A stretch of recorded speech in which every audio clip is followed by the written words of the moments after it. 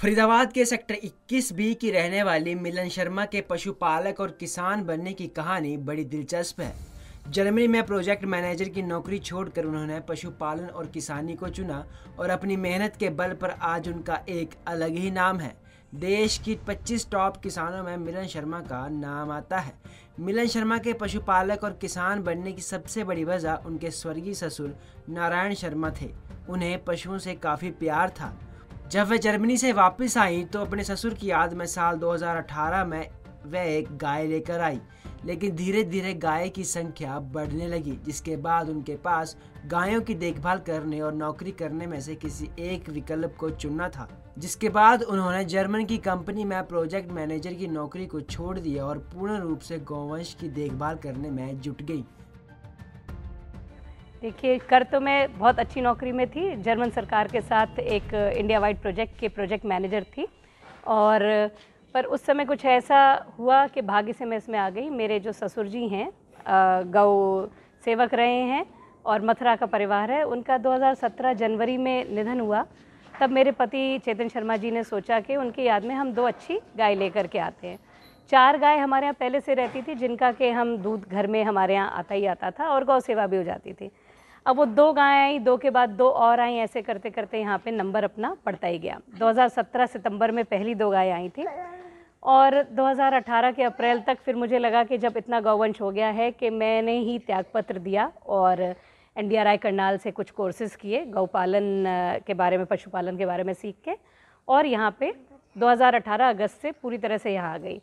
और आज मैं गर्व से कह सकती हूँ कि हमारे पास छोटे बड़े बछड़े बछड़ी मिला के 150 परिवार तो गौवंश का ही है, और इनके रखरखाव और खेती के लिए जो है जो परिवार यहाँ रह रहे हैं उसमें जितना पुरुष जो हैं पति काम कर रहे हैं उतना ही काम, जितनी पत्नियाँ हैं वो भी हमारे यहाँ उतना ही महिला लोग भी हमारे यहाँ कार्यरत हैं।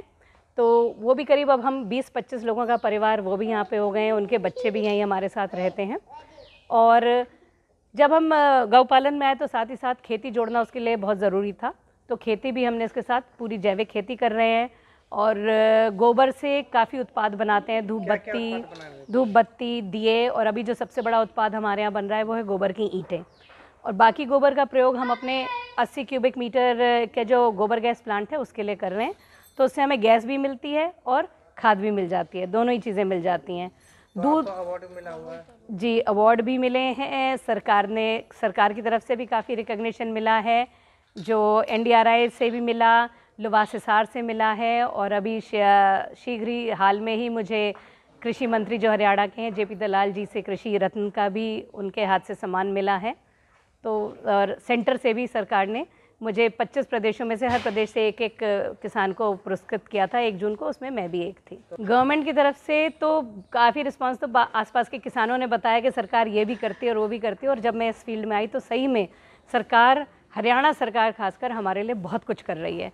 सेंटर से तो आता ही होगा, पर हमें जो पता चलता है स्टेट का ज़्यादा पता चलता है, तो उनके लिए मैं बताना चाहूँगी कि टीकाकरण से लेकर दवाइयाँ, हमें गाइडेंस, एथनो वेटनरी मेडिकेशन के बारे में, चारे के बीज, सभी चीज़ें बहुत सहायता मिलती है।